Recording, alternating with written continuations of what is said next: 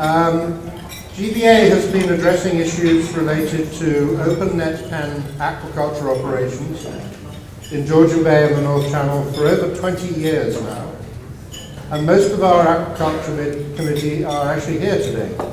So if you could raise your hand when I call your name. Claudette Young, South Channel Association, who has worked tirelessly for 18 years on this committee and has been the chair for the last 12. Paul Hamblin, who has a place in the Sans Souci and Copperhead area, our chief scientist on the file for the last 20 years. Bill Stice, McGregor Bay, who is chair of our fisheries committee and dealing with our relationships with the industry.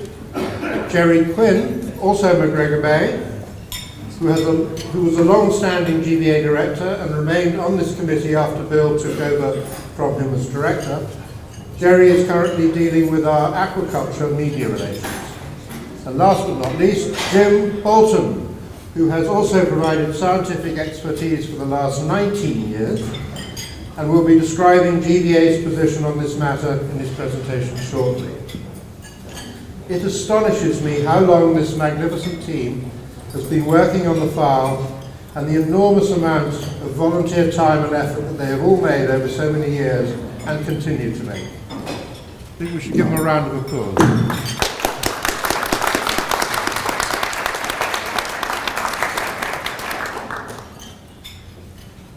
I would like to make it clear that GBA recognises the vital importance of a healthy and vibrant global aquaculture industry to counter the exploitation of rapidly declining wild fish stocks all over the world. However, we believe that this industry must only grow fish in a completely sustainable fashion that minimises any harm to the environment. In our opinion, open net pen aquaculture operations in Georgian Bay and the North Channel do not meet this criteria, which is why we have been seeking to persuade the industry and the government to cease the practice and have these operations moved into closed containment systems or onto land. We regularly make submissions to government to demonstrate the impact that this industry is having, such as nutrient loading, where an aquaculture operation in nearshore waters can tip the balance in these nutrient-rich environments so that blue-green algae forms, as is happening right now, every year, in fact for the last 4 consecutive years and on 5 previous occasions at Lake Wolseley, an embayment off the North Channel. Pointing out to the Ontario government the inconsistency between allowing this industry to operate and the water quality provisions and commitments they have made under the Great Lakes Protection Act.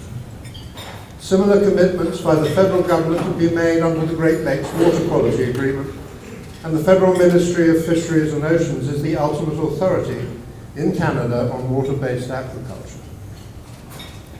GBA's position is that by allowing this industry to disperse fish excrement, uneaten food, antibiotics and other medications, and escapees into public waters, government is not complying with the intentions of either of these agreements.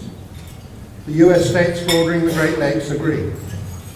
They have consistently rejected requests to open up their waters to open net pen operations because their assessment of the associated risks is that they significantly outweigh the minimal economic benefits. License renewals. We believe that no expansion of this industry should occur and no new licenses should be issued until such time as the full impact of the operations on the aquatic environment is known. GBF's recent research has shown clearly that there are still many unanswered questions, which we will now examine.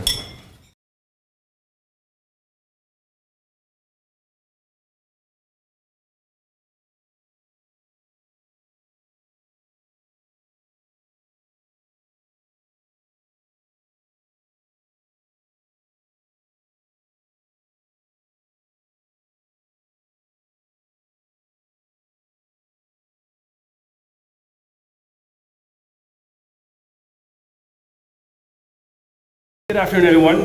Thank you for the opportunity to speak. I'd like to start off by introducing the Georgian Bay Aquaculture Association committee. The committee is made up of marine biologists, microbiologists, limnologists, environmental engineers, businessmen, finance people, a fairly wide spectrum of scientific people, all with one sort of concern, and the question is it appropriate to do net pen aquaculture in Georgian Bay? So I've been sort of volunteering my input from time to time for the last 20 years as the environmental engineer. As an environmental engineer, I'm going to provide a high-level systems view of what's going on. And I'd like to start off first off, why do I care about this? I grew up on a cottage in Buckburn Lake. In the 1970s, I spent my entire day swimming. There were 3 rocks. There was lots of fish to catch. There's big frogs. The weeds were kind of way out past the rocks. My aunts and uncles who moved there in the 50s, they talked about there being huge turtles and great big tires in the water that were snakes that would slither away. I never saw the big turtles, I never saw the big snakes, but I did see frogs, lots of fish, lots of great swimming. By about the 80s, that started to change, and that actually really stressed me. Couldn't catch any fish, I didn't see any frogs, the weeds came in. In the 90s, the zebra mussels came and coated those rocks. You couldn't swim up to the rocks because they're like little razor blades. I saw firsthand the devastation of human impact on a freshwater body at Buckburn Lake.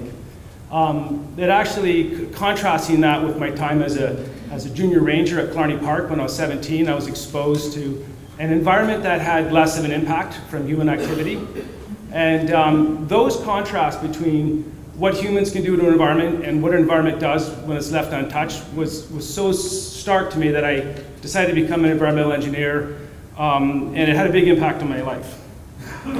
While I was up there working and going to school, University of Guelph as an environmental engineer, I decided, you know what, I would love to stay living here and find a job.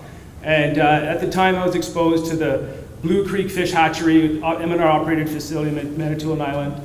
I really fell in love with growing fish, and of course the cod hatcheries had collapsed on the East Coast, and Pacific fisheries was under a lot of stress in the West Coast, and we got to grow fish. This is the way to do it. And I'm 100% supportive of the concept of engineering systems to grow a great quality protein. At the same time, while I was looking at maybe getting, as an entrepreneur, wanting to start a fish farm in Georgian Bay, there was an example in La Cloche Channel where the system started to look a little shaky. It might actually be having a fairly severe impact on the body of water. So I went and looked into it. And this is the top right corner. That's in Idaho. They grow a lot of trout there. They use net pen aquaculture.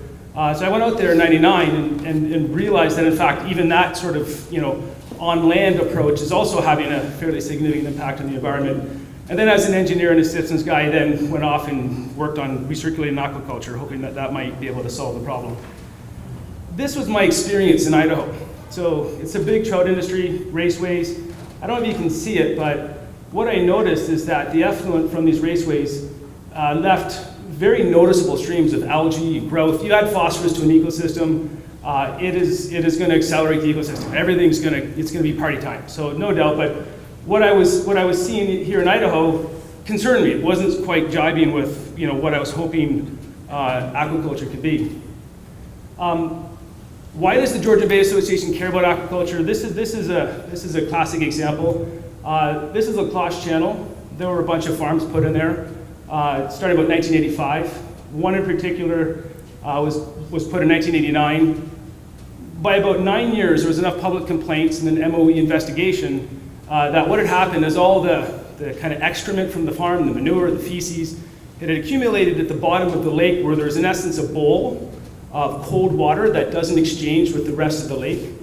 And that bowl, there's so much phosphorus and organic matter, oxygen couldn't survive in that bowl. And also there's some concerns of phosphorus leaching up and causing algae. So the operations was abandoned. In 2005, that was a picture taken by the environmental commissioner, Gord Miller. In that report in 2006, I think, he expressed concerns about aquaculture. But this is sort of a case study that, if done improperly, aquaculture can have severe ecosystem-wide impact. Right after that, there was another one in Quebec called Henny Lake, Lac Henny. In this case, the Quebec government actually sort of permitted and allowed a fish farm to be put in this relatively small enclosed lake. It was about 350 cottagers. That was in '94. Very quickly after, the cottagers noticed more algae, less palpable, swimming, drinking, all kinds of concerns. So they actually brought in their own scientists because the government wasn't responding to their concerns. They were quite intent on just making the industry happen and growing the fish. The scientists deemed that, in fact, the fish farm was, in fact, causing lake-wide destruction to the water body. Eventually, the facility stopped in 1999, but a class action lawsuit was brought against Quebec, and that was settled in 2004. What's interesting about that is that the cottagers were given $4.1 million to fix this ecological disaster, and the fish farmer was given $2 million because they had to yank the license away. So the province was on the hook for $6.2 million. I think it was a 250 ton per year facility, 5 years operational, farm gate value of $2 a pound. I calculated the farm gate value of that farm would have been $5.5 million, minus all the costs to operate it.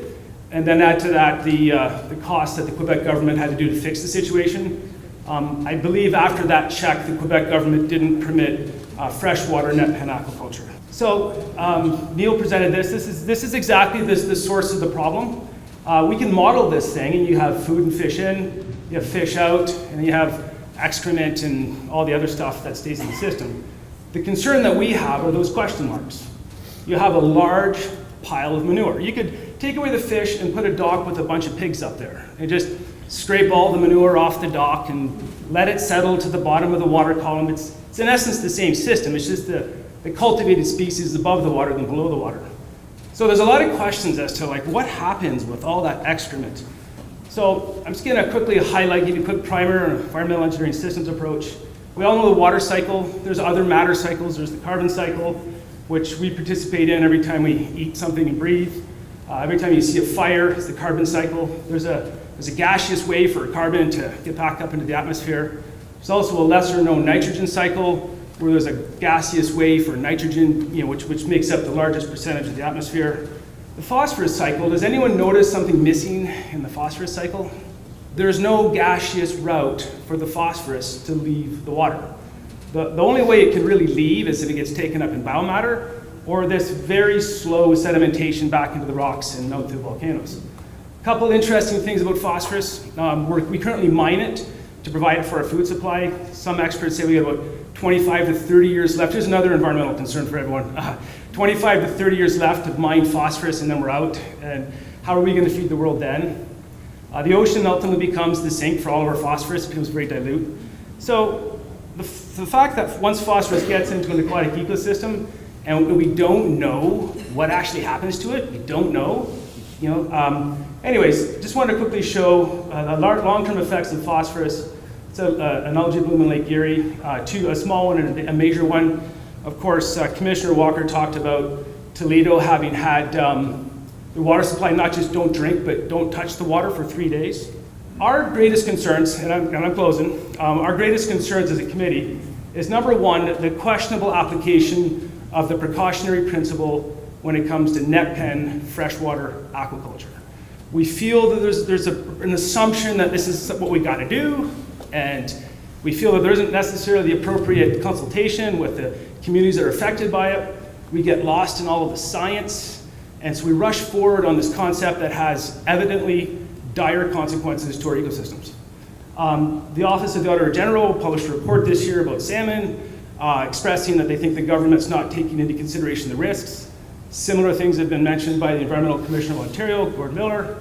So we feel there's this rush to do it without the question, should we be doing it? Another example of this, and this is neat, aquaculture was originally licensed under a sewage permit. Someone at MOE said, well, there's no sewage pipes. So then went over to the MNR, it's a land use permit, justifying that they're gonna deposit all the feces on the bottom of the shore. Of course, everything, you can't do one thing in one section of the lake without affecting the whole lake. So now the question is who should manage it, who should permit it? But currently it's considered a class environmental assessment. So it's considered to have the exact same amount of risk as building an Ontario Ranger camp. And so the predictable environmental effects can be readily managed. We take exception to that statement. Another problem is that the unprecedented ownership rights. So the farmers want to have the lake bottom to put their wastes, the water column to dilute their wastes, and the surface to grow their farms. And they want to prevent people from going in there And owning the piece of water column is unprecedented. And that's something that I think we need to be discussed. There's also the subsidized economic model of it. Free water, free wastewater disposal, free space. We're really subsidizing something, and if the system falls apart, who's going to pay for the fix? So perhaps fish farms should start buying bonds to perhaps fix the inevitable mistake. And then of course the genetic disease, chemical contamination, that's covered on the coast really well. But that was the basis of the Auditor General's concern. The other thing is that our neighbors don't do it. The Michigan did a great job. They pulled together an independent panel of experts. They had a bunch of public consultations. They had thousands of written submittals from citizens against the concept of net pen. They had a couple hundred for. They decided to ban it. So it's not allowed in Michigan. Washington is phasing out net pen. They're putting pressure on BC to do the same. So our committee, we basically said aquaculture is a good thing if it's done properly. We think it needs to be in a controlled system, and the users and the business owners need to own the pollution and the fix and fully account for it. So thank you for listening to our concerns.